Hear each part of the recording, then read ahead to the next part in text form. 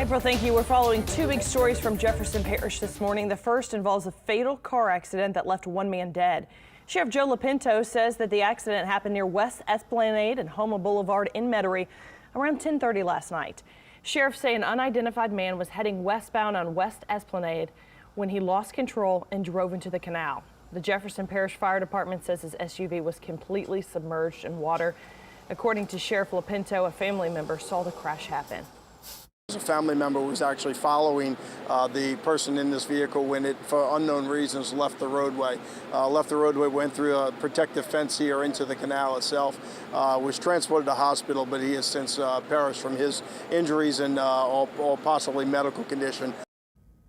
They do not suspect alcohol at this time, but Lopinto says they're not ruling that out.